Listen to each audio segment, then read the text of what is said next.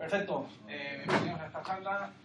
Como sabéis por el Ideascale que se publicó, vamos a ver un caso real. En este caso vamos a hablar de Ubinum, que es de donde trabajo, que es de donde vengo, de replanteamiento de software. Básicamente esto es en lo que hemos estado trabajando este último año, principalmente, y básicamente es una charla a gran escala. Es decir, espero que nadie venga, y si es así, tranquilos, os podéis ir sin problemas, con la esperanza de ver a bajo nivel cómo se implementa técnicas de arquitectura hexagonal o de domain driven design o cosas así. Espero que nadie venga con la idea de ver justamente detalles técnicos acerca de esto. ¿Por qué? Porque primero, en una hora no da tiempo a explicar todo esto, y segundo, hay gente que sabe muchísimo más acerca de este tipo de cosas y ya tiene mil... Espera, me voy a poner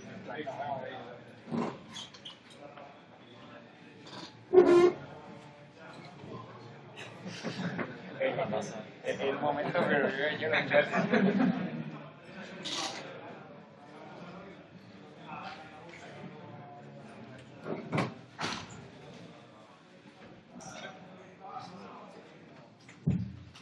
Vale, decíamos, espero que nadie venga con la intención de salir de aquí siendo un experto en arquitectura hexagonal, en DDD, en todo ese tipo de cosas, porque en una hora no da tiempo.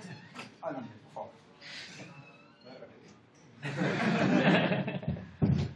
Como decíamos, nadie venga con la esperanza de salir de aquí siendo un experto en todos los tipos de tecnologías que vamos a ver o técnicas, sino que esto básicamente es más contar desde mi punto de vista cómo hemos vivido en Ubinum todo este proceso de transformación, cómo lo hemos articulado y seguramente de dotar de herramientas de, oye, pues esto no nos ha funcionado, esto no lo intentéis, no tiréis por aquí, o esto nos ha funcionado muy bien. Entonces, primero dejar claras las pretensiones de esta charla, y si alguien no está con las expectativas a ese nivel, pues sin problema puede abandonar y aprovechar para ver otras charlas interesantes.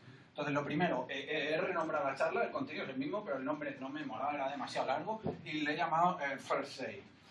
First Aid de primeros auxilios, y tú dirás, First así un poco chungalí porque lo habéis hecho en PHP, entonces empieza con lo de First Aid, la tontería esa. No, es porque viene de aquí, del señor Zoidberg. Entonces, y está hilado con el tema del doctor, es decir, no tenemos un proyecto, tenemos un paciente que se está muriendo y que hay que revivirlo, hay que replantear el diseño. Entonces aquí nos vamos a ayudar de este tipo de cositas tontas para hacerle un poco más ameno y que no nos durmamos todos, que son las 3. Entonces, ahora ya sí, empezamos.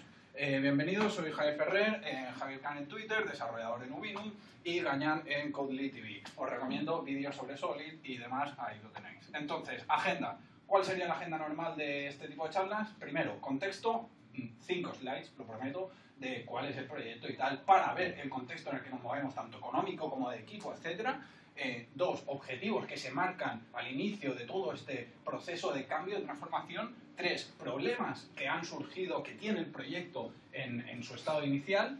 4, plan de acción para resolver esos problemas y llegar a cumplir esos objetivos. Y 5, conclusiones que os podéis llevar para casa todos fácilmente. Pero esto no mola, es lo típico problem solving, problema, solución. ¿Qué mola más? Mola más, hablar de exploración del paciente, objetivos del paciente, síntomas, tratamiento y diagnóstico final. Entonces, ahora ya sí, tenemos la gracia hecha, podemos empezar. Primero, exploración del paciente. Ubinum. Ubinum es una web y es un marketplace, es decir, es un e-commerce y básicamente tiene una complejidad en el sentido de que no podría solucionarse con algo tipo Magento, puesto que, pues bueno, tiene todo el tema de integración de catálogos y bastante más miga que una web de e-commerce tradicional o normal o simple. Entonces, ese es el proyecto en el que nos movemos y básicamente lo primero que tenemos que ser conscientes es que el paciente está vivo. Es decir, muchas veces cuando nos enfocamos en esto, el software craftsmanship y tal, es tan emocionante que nos invade tanto esa sensación de decir, guau, de esto, lo otro, tal. Sí, pero es que el proyecto a día de hoy está tirando y básicamente tiene 151 millones de visitas. Alguien dirá, joder, Javi, pues tampoco tanto, no te vengas aquí a vanagloriar de eso, que no es para tanto. Bueno, el caso es que es rentable y está tirando para adelante. Entonces, eso es lo primero que tenemos que tener en cuenta porque eso es la restricción de no podemos bajarnos de ese carro. Es decir, podemos transformar lo que queramos por debajo, pero eso debe seguir funcionando y debe seguir rindiendo a este nivel de rendimiento. Entonces, básicamente, la web está en 14 países y la oficina en Barcelona. Oficina, 5 años en activo el proyecto y un equipo de 6 desarrolladores. Punto. Nada de, pues, a este no le ha molado el replanteamiento del diseño, pues lo movemos a otro equipo. No, no podemos hacerlo. El equipo que tenemos son 6 personas y tenemos que apostar por esas 6 personas a muerte. Y tenemos que involucrarlas y tenemos que hacer que se sientan bien en el proceso. Entonces, en total, 22 trabajadores y entre las 3 rondas de inversión lleva 2 milloncitos de euros. Entonces, ese es el contexto, no tenemos más recursos que esos y con esos tenemos que jugar. Y con esos queremos hacer algo que nos sintamos orgullosos. Entonces, objetivos del paciente. ¿Qué se plantea en un inicio de todo esto? Pues bien, primero, aumentar la tolerancia a cambios. ¿Qué quiere decir esto? Pues quiere decir, un ejemplo práctico y real, lo tenemos cuando tuvimos que hacer la API para la aplicación nativa, para la aplicación móvil. La API supuso hacer unas guarrerías de las que no quiero abrir esos archivos mucho para poder dormir por las noches. ¿Por qué? Porque no estaba preparada para la arquitectura que teníamos, acoplado a todo. Entonces, queremos evitar ese tipo de situaciones. Nos va a pasar en el futuro y queremos una API que pueda reutilizar los casos de uso sin hacer herencias locas y tal. Entonces, primer objetivo, cambiabilidad. Básicamente, rescato una cita de Edward Berard, caminar en el agua y desarrollar software sobre especificaciones está bien si ambas están congeladas. Pero, como las especificaciones cambian, desarrollar software es difícil. Entonces, básicamente, resumen, las especificaciones cambian, por eso queremos ese objetivo. Y voy un paso más allá, las especificaciones las cambiamos. ¿Qué quiere decir esto? Quiere decir que si nos viene alguien y nos dice, oye, vamos a hacer el buscador que tenga esta funcionalidad, debemos ser capaces, debemos tener tan poca reticencia al cambio de proponerle nosotros un cambio de especificaciones y decirle, no, te lo puedo hacer de esta otra manera porque mi sistema está permitido, está preparado para ese tipo de cambios. Entonces debemos ser capaces de ser proactivos en ese proceso de decisión de funcionalidades. Segundo, permitir una correcta implementación de test, es decir, somos creyentes del TDD, básicamente es indiscutible, no voy a entrar en detalle en este tipo de contextos, así que ese es otro de los objetivos que queremos pasar y queremos hacerlo, es importantísimo el matiz de una correcta implementación de test, porque cualquiera de vosotros podría venir y decirme, oye Javi, cualquier sistema es testeable, tú puedes testear cualquier sistema, sí, pero ya te aseguro yo que lo que teníamos es difícilmente testeable. Entonces, queremos plantear una nueva estructura, una nueva arquitectura que permita una correcta implementación de test. Entonces, esto se basa en test unitarios.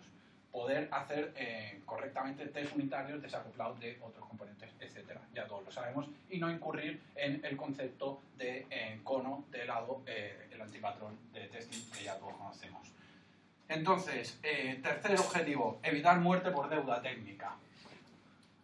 Básicamente, no reducir la velocidad de desarrollo conforme aumentan las funcionalidades de nuestro sistema. Esto está muy bien resumido por Philedoper. Todo esto tenéis los enlaces al final de las diapos para que podáis profundizar. Si en algún concepto, pues alguno, oye, que esto se me escapa, pues tenéis 1000 enlaces.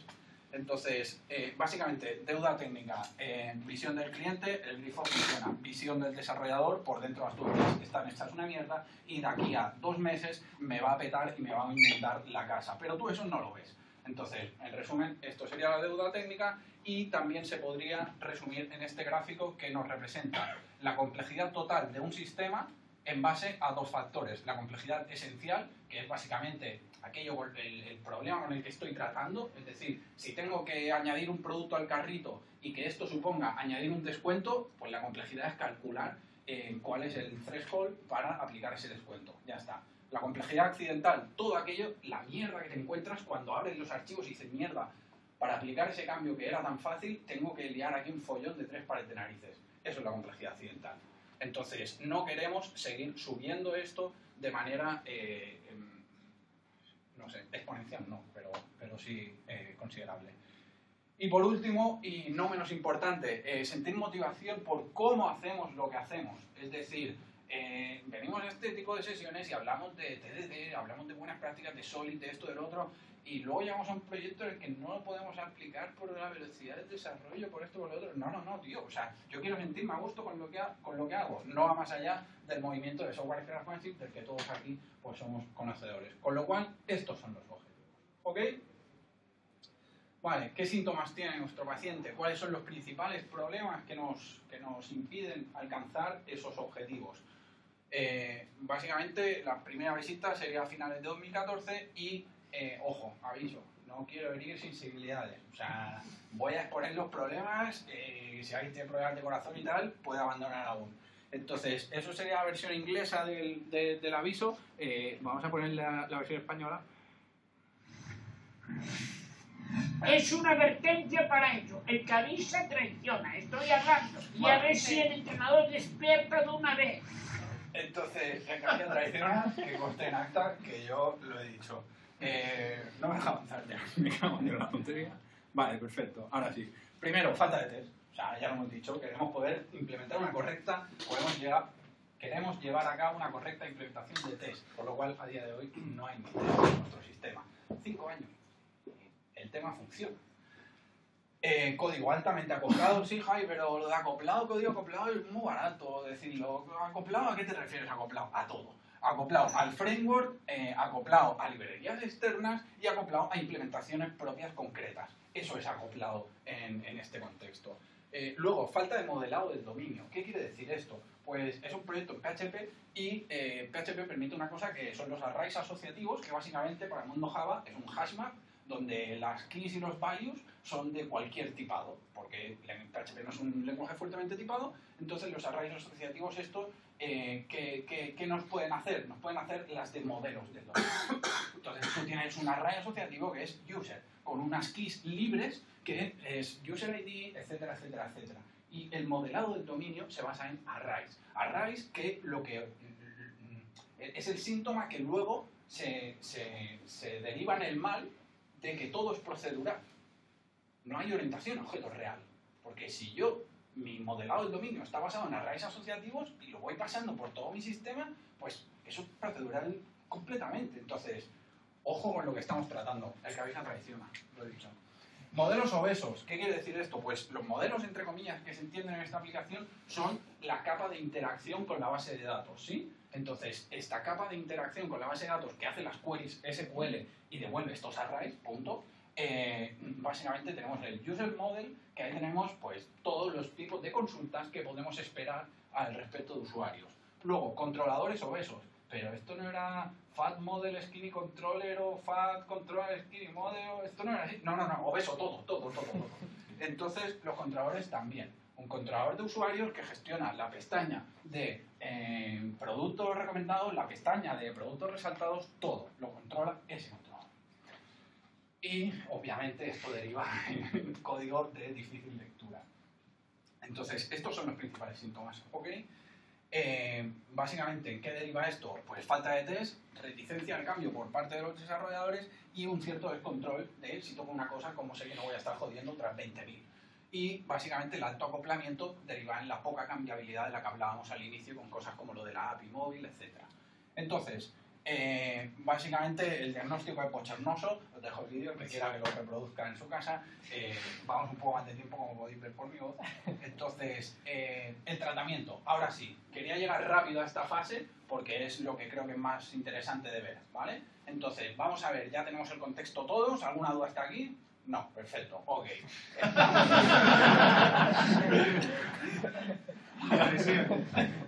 Un segundo.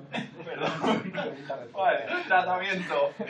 Tratamiento por etapas. Es súper interesante y cojo de la charla de aquel señor porque, respetando las distancias entre mi humildad y la grandeza de aquel señor, hemos seguido un paradigma muy similar. Es decir, no podemos llegar a una arquitectura, o sea, no podemos plantarle al equipo, oye, vamos a hacer arquitectura Samurai, y DDD, y TDD, y BDD. Sí. No. Primero tenemos que sentar unas bases sobre las que se sustentan todo ese tipo de técnicas. ¿Y esas bases cuáles son? Lo he denominado diseño a bajo nivel. El buen hombre hablaba de microdiseño, Sandro creo que también lo ha citado, Entonces, básicamente son aquellas técnicas Solid y demás que ahora veremos. Luego, ahora sí, habiendo sentado esta etapa, hablaremos de diseño a alto nivel, que básicamente sería aquello de arquitectura hexagonal, DDD, etc. Ahora sí podemos entrar a ese tipo de cosas. Y por último, procesos. Es decir, es súper importante. ¿Por qué? Porque aquí estamos introduciendo una complejidad brutal. Es decir, a alguien que para hacer una modificación en el sistema simplemente modificaba un controlador y eso tiraba, estamos diciendo que ahora va a tener que hacer un test, que colaboradores, que esto, que lo otro, que rico es, que esto... ¡Wow! Entonces, ese proceso pasa a ser mucho más complejo desde que recibe la petición de una nueva funcionalidad o un cambio hasta que el usuario recibe el valor. Entonces, tenemos que acortar ese tiempo lo máximo posible. ¿Y cómo se acorta ese tiempo? Con procesos de continuous integration, etcétera, etcétera, etcétera. Y eso sí, siempre, siempre y siempre con una capa de transferencia de conocimiento transversal completamente a toda esta etapa. Es decir, se van a ir introduciendo esta serie de conceptos a la vez que se van a ir formando en ellos, ¿vale? Estamos hablando de un plan de formación. Punto. Entonces, primera etapa, decíamos, diseño a bajo nivel. Lo pongo entre comillas porque no sé cómo agrupar este tipo de cosas y no voy a entrar en detalle en cada una de ellas, como ya hemos dicho al principio. Básicamente, ¿en qué se resumen? Orientación a objetos. Lo primero que tenemos que tener claro es la orientación a objetos. Atributos de clase, visibilidad, herencia, etcétera, etcétera, etcétera. Para luego tomarnos la licencia de hacer florituras sobre esas bases. Clean Code, Code Smells, Refactoring, Principios Solid, Object Calisthenics, Composition over Inheritance, y esto es súper importante. Ese punto de inflexión hay que marcarlo. ¿Por qué? Porque si vienes de aquí, crees en la herencia a muerte. Y crees en la herencia y con ello vas a todo. Tienes un martillo que es el de la herencia y te da igual el clavo que te pongan delante que vas con ese martillo. Entonces, esto es súper importante. Entonces, Composition over Inheritance, Tell Donors, Ley de Demeter, Don't Repeat Yourself, You're Gonna Need It, etcétera, etcétera, etcétera. Todos conocemos ya este tipo de bases del software. Entonces, esta es la primera etapa que hay que sentar para luego, posteriormente, poder saltar a una capa de más alto nivel. Cuando hablamos de Clean Code, están cosas como el tema del naming, os dejo la slide, ya la veréis, es graciosa. Están cosas como el tema del refactoring. Entonces, están cosas como el tema del refactoring. Esto es un ejemplo de un pequeño fragmento de un código, digamos, de antes de pasar por un posible proceso de refactoring, en el cual veis aquí cómo se ataca estos arrays asociativos y se hace un pragmatch por una expresión regular que supuestamente hace algo del HTTP, pero no sé muy bien leerla así rápido y tengo aquí 3 anidaciones fácilmente. ¡Wow! Entonces, básicamente, después, pues, cláusulas de guarda, naming, extract method, introduce explanatory variable, todo ese tipo de herramientas son las que nos da el diseño a bajo nivel o todo esto de clean code, refactoring, code smells, etcétera, etcétera, etcétera. Sigue habiendo por aquí una llamada a un método estático, una clase librería, ok, no me matéis, pero era un ejemplo fácil que me daría. Y ahora sí, por fin, llega el doctor en modo Dios y nos plantea el diseño a alto nivel en forma de Domain Driven Design. Esto quiero que de entrada ya quede meridianamente claro. Nos hemos centrado en la parte táctica del Domain Driven Design.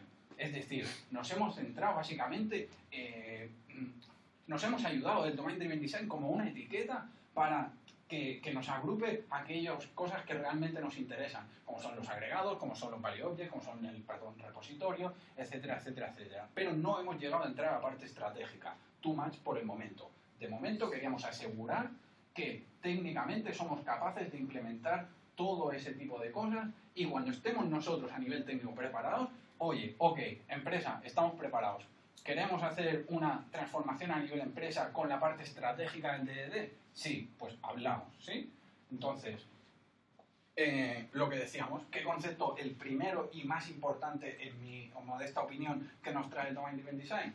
Arquitectura hexagonal. O sea, básicamente, para quien no lo conozca, ya digo, hay enlaces y demás, y si no hay gente hablando de esto mucho mejor de lo que lo puedo hacer yo, pero básicamente se resume en el tema de ports and adapters, que básicamente es lo que hablamos. Todo esto, todo este tipo de cosas se basan en principios ya más de bajo nivel, como la inversión de dependencias, el Dependency Inversion Principle de Solid. Es decir, dame aquí un puerto que será la interface y yo te meto un adaptador que será la implementación concreta a ese puerto. No me pidas que te envíe el enviador de emails por SendGrid, sino pídeme que te envíe en el type hinting, en tu contrato, el enviador de emails. Y es el resolver, el dependency injector container, el encargado de saber qué implementación concreta te tiene que meter ahí. Separación en capas, básicamente promueve la cambiabilidad, que esto es el primero de los objetivos que nos marcábamos, y gracias a esto, gracias a la arquitectura hexagonal, vamos detrás de ese objetivo.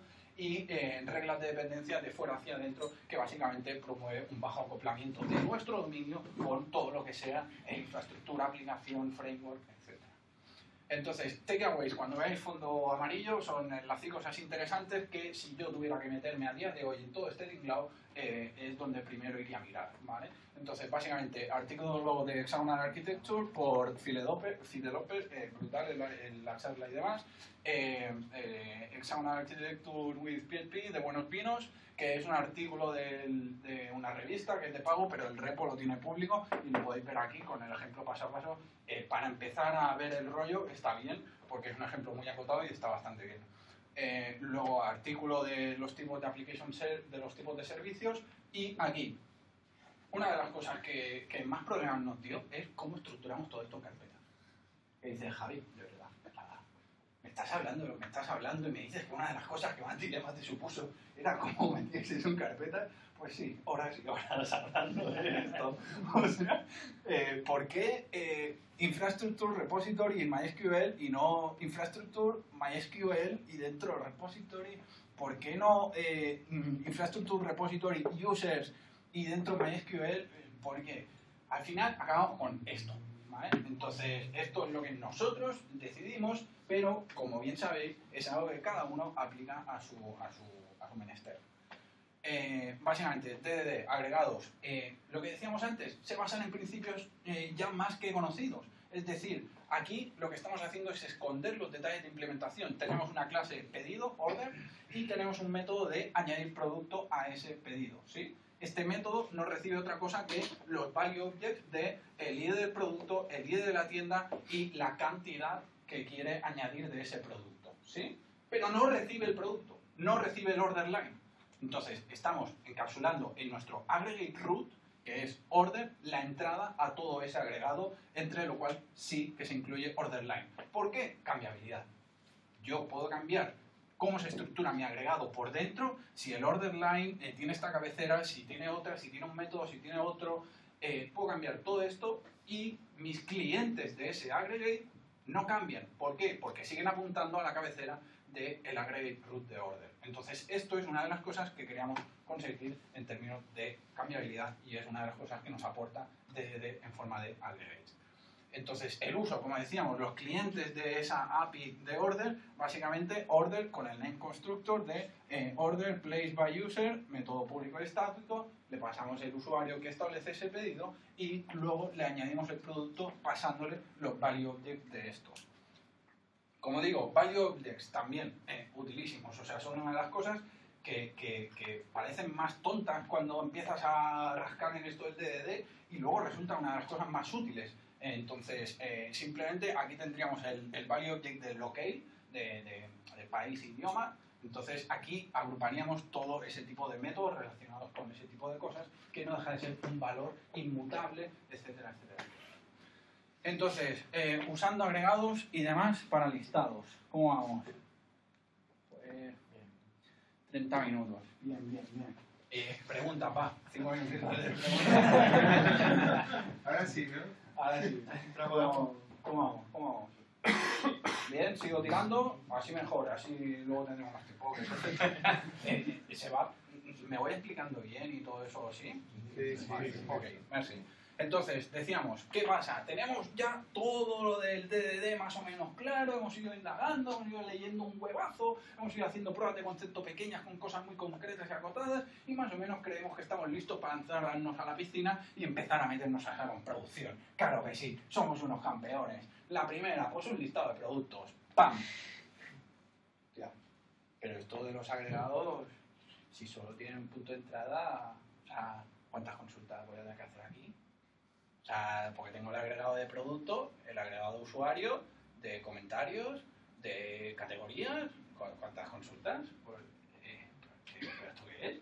No. Entonces, si una query por aggregate root, los agregados tienen que ser pequeños, son muchas queries, y cuando digo muchas, son muchas, y no vale decir, bueno, pues no, tú lo haces así, luego lo cacheas, porque viene Google y me quiere rastrear hasta la última página del listado y yo quiero que la rastree, con lo cual tengo que servir rápido hasta eso que el usuario no va visitando, sino que solo lo visita Google. Entonces el caché no me vale y la complejidad de esto se me va a tomar por culo. O sea, habíamos dicho que el objetivo primario de todo este replanteamiento no es otro que la de evitar reducir la velocidad de desarrollo.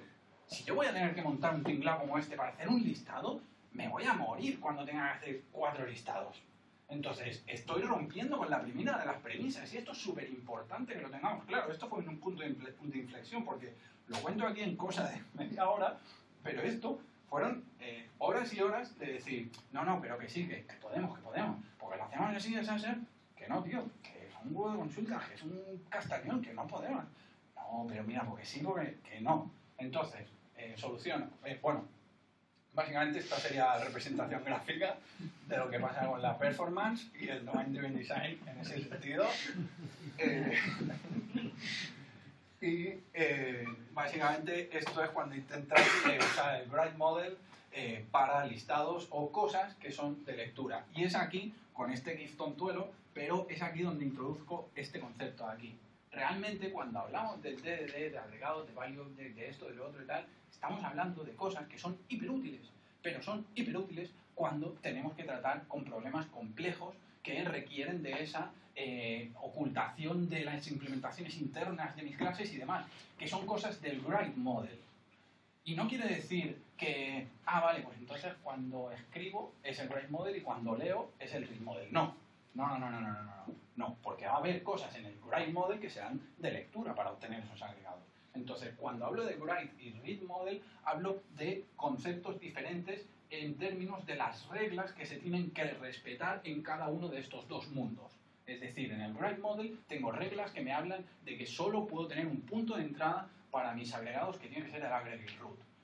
Que solo puedo hacer referencia a las cosas de dentro de mi agregado y si son de otro agregado tengo que hacer referencia en forma de value objects de identificadores, por valor de identificador, ¿sí? En el aggregate root de carrito de la compra tendré el product ID, no tendré el product con la asociación directa en ese atributo de clase. Con lo cual ese tipo de reglas para el mundo del read model, para construir un listado, no me valen.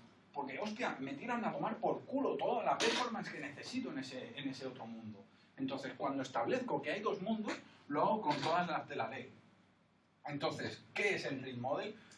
Pues, básicamente es una interpretación de lo que encontramos en el libro rojo de Implementing Domain Driven Design, de Bob Bannon, correcto. Y básicamente ahí habla del Read Model y habla del Read Model en conceptos de no. Tú cuando actualizas un dato desde el Write Model lanzas un evento que hace que se actualice el Read Model y tienes dos sistemas de persistence. Tío, más complejidad, no lo necesito. Mi contexto no me marca esa necesidad tal y como lo tenemos a día de hoy. Con lo cual, está de puta madre y si fuera purista en ese sentido lo haría así y no sé si me equivoco, no sé si nos equivocamos haciéndolo de esta manera, pero realmente el trade-off que me supone decidir entre una cosa y otra no me merece la pena. Con lo cual, ataco la misma base de datos, solo que no tengo esas reglas de restricción, de atacar solo a mi agregado, etc. Permite violar las restricciones que ya hablamos, no usa el dominio del Bright Model para evitar pervertirlo, es decir, una de las posibles opciones es tengo que presentar estos datos de usuario que son muy similares a los que tengo en el Read Model, en el Write Model, con lo cual, desde lectura, desde el Read Model, utilizo el modelo de dominio del Write Model. No, mierda, cagada. ¿Por qué? Porque entonces utilizaremos el getter de no sé qué, el getter de no sé cuánto, y realmente en el Write Model no se necesitan esos getters. Con lo cual, no quiero que mi modelado del dominio del Write Model se vea pervertido por las necesidades del Read Model. Y obviamente está basado en DTOs, es decir, las clases no son clases con comportamiento y datos, sino que son solo clases con datos, Data Transfer Objects. Ok, entonces, ¿cómo nos queda nuestra estructura de carpetas? Básicamente como lo que veis aquí. Es decir, Application Domain Infrastructure, y aquí tenemos el mundito del read model, donde se replica esta misma jerarquía, porque realmente hay las mismas tipologías de elementos, solo que donde hablamos de read model, domain model, estamos hablando de que aquí va a haber un DTO, ¿sí? Los modelos de vistas son DTO. Entonces, takeaways, validation in DDD, básicamente la validación es uno de los puntos donde más hemos discutido y más tiempo hemos invertido. ¿Cómo coño lo hacemos? O sea, no, el modelo tiene que mantener un estado consistente siempre, tiene que ser válido el modelo de dominio. No puedes hacer un email si es incorrecto, no puedes... Vale, de puta madre, oye, cómo mola esto, el modelo de dominio siempre correcto, me aseguro que siempre sea válido. Hostia, ¿y cuando te lo mete el usuario qué, tío? Porque ahí le tengo que dar todos los errores. No le puedo dar una excepción de, oye, que la contraseña no tiene X. Y luego cuando me la meta esa X, oye, que la contraseña no tiene Y. No, no puedo hacer eso en base a las excepciones que me vaya lanzando el dominio. Resumen, TLDR. Duplicación. Oh, ¿nadie se ha muerto? Vale, perfecto. Duplicación de lógica de validación. La lógica de validación está duplicada tanto a la hora de los formularios, en la capa, digamos, de application, y está duplicada porque también se ejecutan esas validaciones en la capa de dominio. Es decir, cuando yo tengo el value object de user ID, hago la validación, o de email, hago las validaciones para asegurar que mi dominio sea consistente. Entonces, eso es una de las mayores putadas, con perdón, que nos hemos encontrado, y si alguien tiene una manera mejor de solucionarlo, que me pille luego y me lo cuente. Read Model as a Tactical Pattern, también interesante, y básicamente aquí llegamos a un punto que me voy a saltar porque entra muy en detalle en implementación, pero es que leía interesante por sacar algo que sí que es una solución propia que hemos llegado nosotros y que pueda aportarnos algo. La dejamos para luego, si tenemos tiempo, vuelvo aquí y la enseño, lo prometo, si no tenéis las slides con todo el código, ¿vale? Básicamente es un componente para, en el Read Model, poder componer, hacer composiciones de DTOs. Es decir, siempre reutilizar el mismo DTO y el mismo repositorio para sacar, por ejemplo, el path de categorías de un producto. Hostia, si eso lo uso en el repositorio de la vista de los productos de un usuario y lo uso en el repositorio de la vista de los productos de un carrito, hostia, quiero reutilizar esa pieza. Oh, Javi, pero es que entonces tienes DTOs que a veces van a tener unos valores en unos atributos de clase y a veces no, porque no lo habrás compuesto en eso, y encima tienes DTOs que no son inmutables porque tienen un setter ahí. Sí, trade-off, lo hemos asumido. Pero queríamos reutilizar ese tipo de lógicas y no queríamos hacer la misma consulta dos veces ahí. Entonces, para reutilizar eso, y ya digo, la premisa de todo este cambio es aumentar la velocidad de desarrollo. No podemos añadir una complejidad brutal a nuestro sistema porque es que así vamos a hacer las cosas mejor. No, no podemos. Porque lo que queremos no es simplemente hacer las cosas mejor, es hacer las cosas mejor y más rápido. Entonces, ahí tenemos que asumir ciertos trade-offs que en nuestro caso compensan. Ya digo, aquí básicamente estaríamos utilizando el Composer Builder, que es este collection, o sea, que es este elemento de composición, y donde le pasamos una colección de elementos de productos, por ejemplo, y le decimos compon esa colección con los nombres de productos en el idioma X y con el path de categorías en el idioma X y B. Entonces, esta es la API de estos Composer Builder y esto es lo que quiero, que en una línea yo pueda montar mi consulta rápida. Mi consulta principal, que es lo que yo sí que me he tenido que picar en este caso concreto, y luego los añadidos con esto de aquí. Ya digo, esto es para casos en los que se reutilicen mucho las cosas. Esto es un overhead si solo vas a hacer una query con X cosas, ¿sí? Vale, entonces esto me lo salto. La definición de servicio, pues lo he dicho para el Dependency Injector y demás. Vale, y llegamos a la etapa de procesos, ¿sí? Y aquí básicamente hay dos principales cuestiones que son las que hacen que todo gire en torno a ella. Una es Composer, en el mundo de PHP sería lo que Gradle es al mundo Java, es decir, un resolvedor, no, resuelve dependencias y las importa, o Maven, o etcétera. Y Continuous Integration. Entonces, esto es súper importante, ¿por qué? Por lo que decíamos antes, solo conseguiremos anular la reticencia al cambio con procesos que no generen fricción innecesaria. El desarrollador tenemos que sentir que lo que estamos picando tiene un valor directo en el usuario final. Y eso lo conseguiremos quitando de en medio procesos que generan fricción.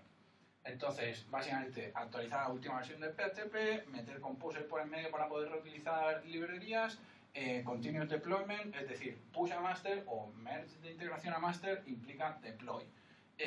Un repositorio único con GitHub y todo el que estaba con un Capistrano por detrás. El Capistrano para el mundo Java es básicamente el que se encarga pues, de hacer el deploy de tal servidor, lo que sea.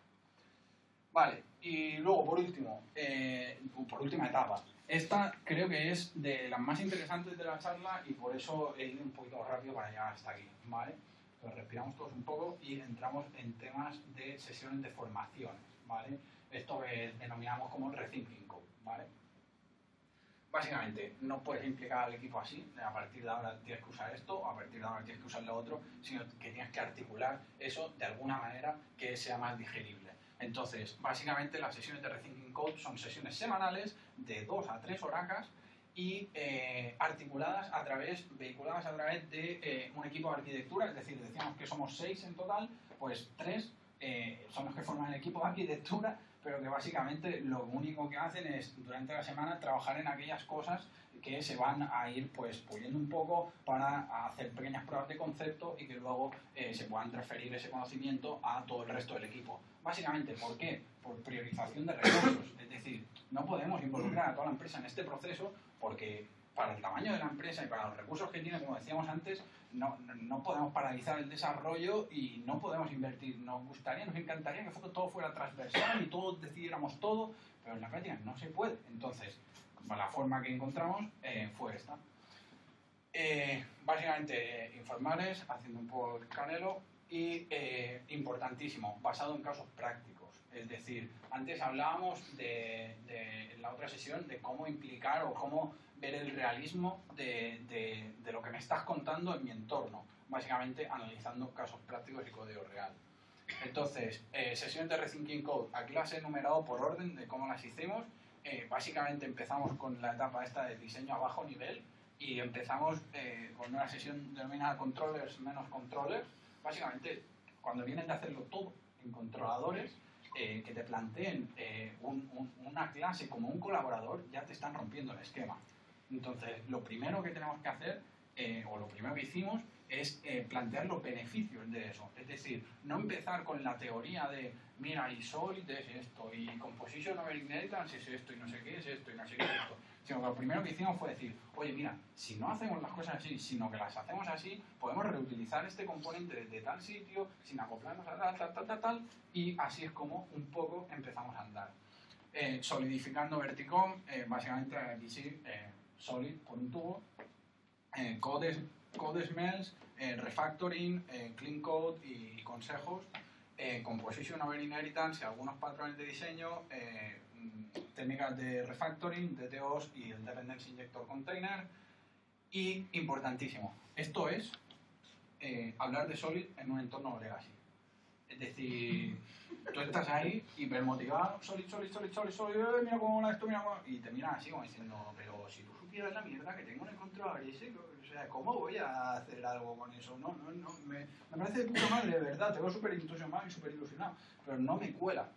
Entonces, para romper eso, lo que te tienes que armar es de estos señores de aquí que se llaman refactoring y code smells. Es decir, tenemos que enlazar esos dos mundos del Solid, de la calidad de programación entendida como lo entendemos y el código como lo tenemos. Y eso se hace a base de cosas objetivas como los code smells que llevadas a un nivel de abstracción como lo que nos dotan los refactorings, son las herramientas de las que se puede dotar alguien para llevar el estado del código a una nueva fase, a un estado mejor, ¿vale? Entonces, básicamente es esto aquí que hablamos, de decir, instrucciones para dibujar un caballo, no redondas, las patijas, la cabeza, la cola y luego unos detalles y ya tienes el caballo. Pues esto es lo que ve alguien cuando le hablas de Solid y del mundo ideal, ¿vale? De decir, sí, muy bonito todo, pero, tío, me has saltado algún paso y no me he dado cuenta y me has jugado los tileros. Entonces, básicamente, takeaways, enlaces de Solid, de CodeSmells y Refactoring, refactoring.guru. La descubrí hace no mucho y me parece brutal. Te guía paso a paso en varios lenguajes de programación, en cada uno de los refactorings y los ilustra con código. Es brutal esa web. Design Pattern, Source Making, Screencast de Solid, una peña, está empezando, no hace mucho. Bueno, okay, no puedo, ¿no? Vale, Codely.tv, fina. Ejemplos de código propio, es decir, esto es lo más importante, lo que hablábamos, involucrar y motivación con código propio real. Y aquí, por ejemplo, en esta de aquí, de Refactoring y Clean Codes, cuando se acaba la teoría, la última slide es, muy bien, y para la sesión que viene, sois vosotros los que durante esta semana en lo que trabajéis vais a coger algo, una porción por pequeña que sea de código, y vais a ser los que, con la ayuda nuestra o lo que sea, pero la vais a ir trabajando para mejorar y luego nos la vais a explicar a todos. Entonces, así es como hemos intentado involucrar a todo el equipo y que sientan el proyecto de la transformación como propia, porque lo es.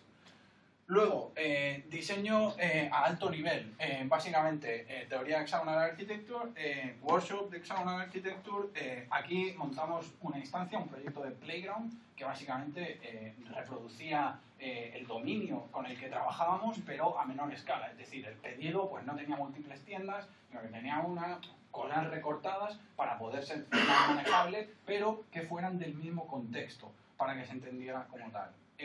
Ya entramos en los building blocks, empezando por Value Objects, teoría y workshop, entities y aggregates, teoría y workshop, y al respecto de esto, los takeaways serían básicamente este artículo que habla de los dos lados del DDD, del estratégico y del táctico, como comentábamos antes. Un repo de Symfony de la gente de Akamon, de Eloy y de Sergi, brutal, se lo curraron para el máster de la Salle de programación web y lo tienen público y podéis acceder todos y en serio, o sea, se lo curraron muchísimo. Os dejo el enlace, ya digo, en las slides y podéis ver ejemplos de cómo llevar a la práctica o cómo entienden ellos el tema de y demás. El libro de buenos vinos, el libro de Bob Benon y ejercicios en contexto propio, lo que ya comentábamos. Entonces, seguimos con las de alto nivel. Esto es súper difícil de entender, la separación en capas.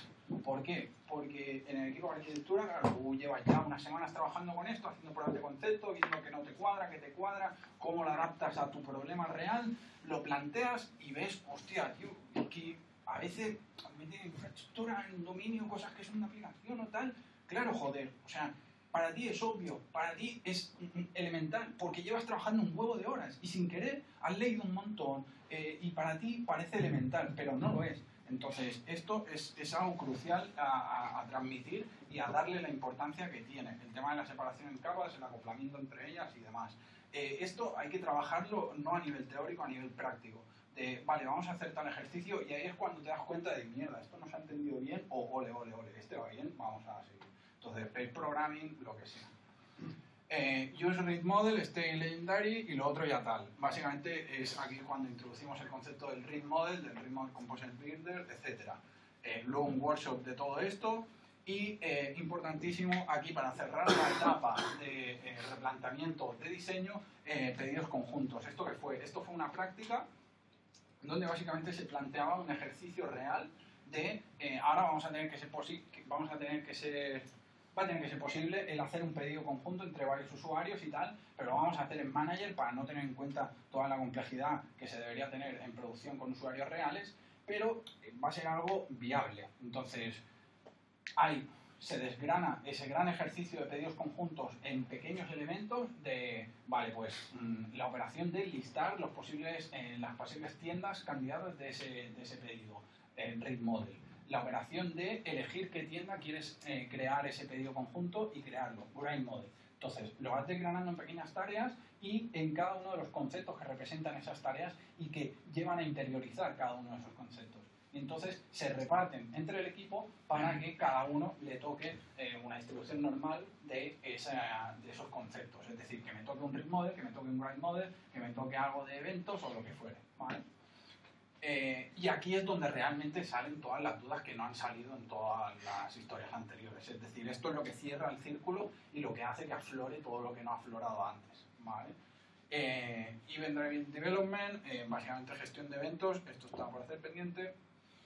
Y ya entramos en temas de testing, con unos primeros ejercicios de testing, estos facilitados por Eric aquí presente, entre el equipo de arquitectura. Luego ya se traslada al otro equipo, TDD with Legos, en una sesión que tenéis el enlace luego para poderla ver en vídeo. Y luego ya configuración de PHP Unit, Asser, tipos de testing y más. Aquí la fotico de cuando nos pusimos con los Legos y los juegos de Rubik a jugar. Takeaways, el vídeo de la sesión que facilitó Eric, pues lo tenéis aquí disponible para que lo veáis, y si lo queréis llevar a cabo en vuestras empresas, pues os lo recomiendo 1000%, porque es una forma muy didáctica y muy suave de introducir todo este tema del 3D en equipos. Entonces, diagnóstico final. Bueno. Puntos de inflexión, es decir, si te tuvieras que quedar con algo de todo lo que habéis hecho, ¿con qué te quedarías, Javi? Personalmente. Primero, la articulación del equipo de arquitectura, es decir, necesitas unos motivados de la vida que tiren del carro y que se peleen a hostias con ese tipo de cosas. Necesitas a alguien extra motivado, a un subequipo ni que sea, para tirar del carro. Luego, el tema de Composer o Maven o lo que sea, parece una tontería, sí, pero bueno, no lo teníamos. Solid, Dependency Injector Container, 1000%. Arquitectura hexagonal, 5000%. ¿Por qué? Porque básicamente es lo que hablábamos al principio de todo, conseguimos lo que queremos, reutilizar los casos de uso, la lógica de nuestro dominio, desde otros endpoints. La API ya simplemente puede atacar a la Application Service, igual que la ataca el controlador web, y acabar haciendo la misma lógica desde otro punto de entrada o un script de consola. Eventos también, básicamente sin eventos es imposible asegurar el Single Responsibility Principle en términos de Application Service o operaciones o demás, con lo cual los eventos es un aspecto crucial de todo esto. Errores cometidos. Primero, la gestión inicial del equipo de arquitectura. ¿Por qué? Porque, claro, cuando tienes a alguien extra motivado, extra flipado con todo, pues entonces resulta que tira del carro y es el que va moviendo un poco las cosas y tal, y lo transmite al equipo de arquitectura, pero de caras afuera se ve que es esa persona la que más o menos pues da respuestas a los problemas que se van dando. Entonces, ¿qué pasa? Que eso origina un cuello de botella. Entonces, inicialmente no prestamos suficiente atención al tema de no. O sea, no, el equipo de arquitectura no está aislado trabajando solo en esto. No. Es más, esto es anecdótico en cuanto al porcentaje de carga de trabajo diaria. Con lo cual, tiene un huevo de tareas a hacer que no puede dejar de hacer por dar ayuda y tal. ¡Wow, tío! Imposible descentralizarlo y hacerle un cuello de botella. Entonces, esto luego ya sí que aprendimos a dar un poco más de transversalidad a los conocimientos que teníamos, poner checkpoint de esto es lo que vamos a transmitir, esto es lo que vamos a explicar, esto es cómo lo vamos a explicar, esto es cómo lo entendemos todo, vale, salimos ahí fuera. Entonces, así tienes más puntos de apoyo con respecto... O sea, el resto del equipo tiene más puntos de apoyo y no se genera esa sobrecarga quizá que se podría generar de otra manera. Luego, intentar encajar el Grade Model en cosas de Read Model, o sea, no hay vía, en nuestro caso al menos no encontramos, no puedes jugar con agregados para montar un listado así. Subestimar el impacto de todo esto, o sea seguro que brutal, o sea, y el impacto me refiero tanto de carga de trabajo como de ralentizar al equipo de desarrollo por intentar adoptar todas estas medidas en un primer momento. Luego irán más rápido, luego la cambiabilidad será brutal, pero en un primer momento el choque, el romper todo el modelo conceptual de desarrollo que tiene una persona, eso es brutal y no lo supimos estimar bien.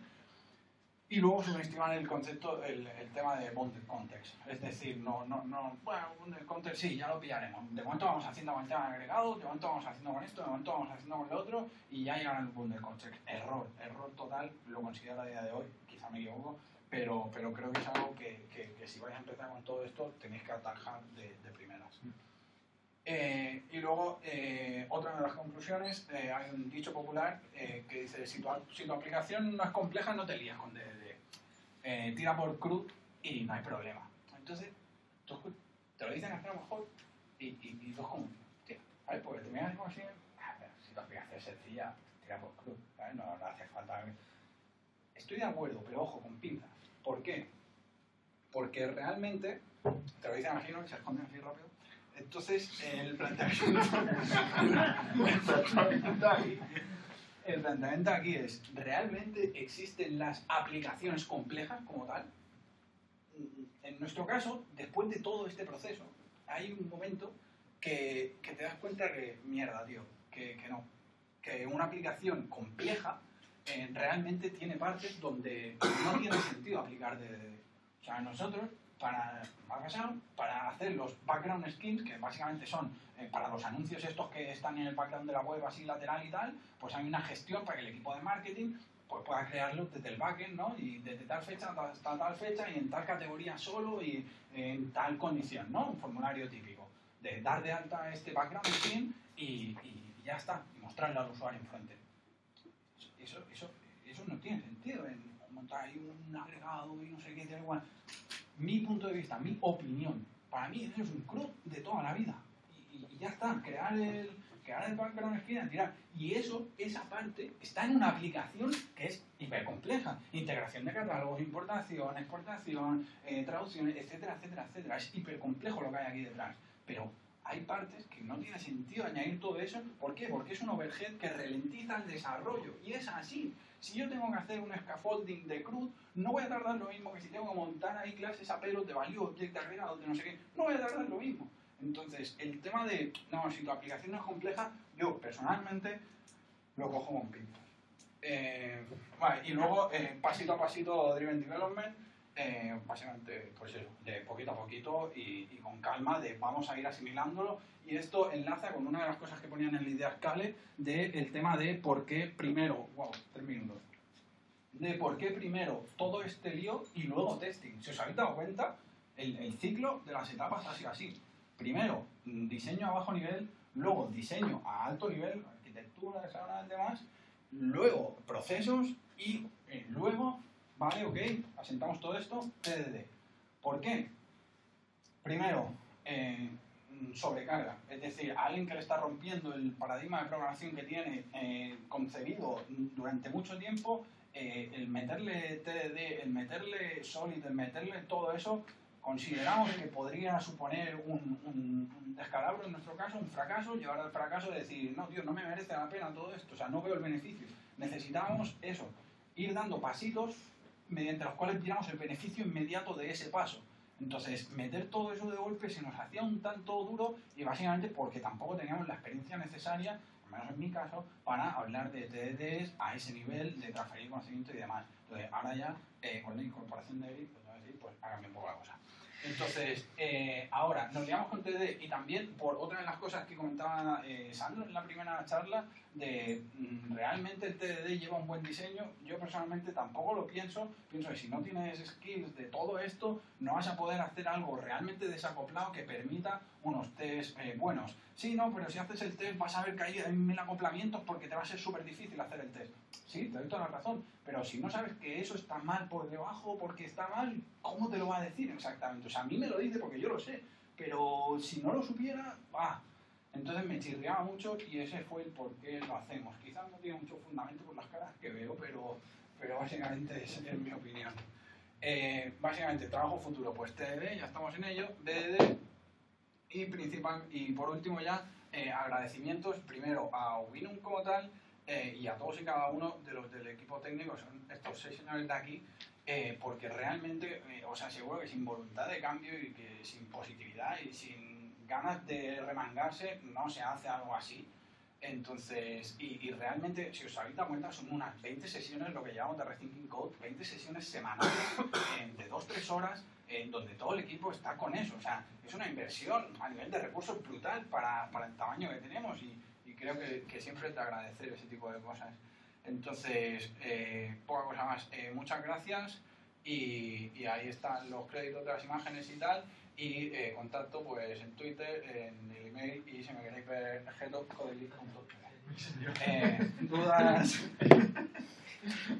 dudas y demás, lo hemos conseguido, son -5, yo no digo nada, pero lo hemos conseguido y 5 minutos para dudas. Bueno, dos en una. ¿Cuánto tiempo lleváis con esto y qué tácticas habéis utilizado a nivel de... Entiendo que no parasteis de hacer features y empezáis al refactoring, sino cómo habéis encarado este proceso dentro de vuestra empresa. Vale, primero, el tiempo que dediquemos, básicamente, ya te digo, o sea, que te va documentando y tal, así por libre, siempre, ok, vale, pero el punto de vamos a meterle caña a esto en la empresa es a principios de este año o finales del anterior. Y el tema de... ¡Ah, coño! Pensaba que era puta madre.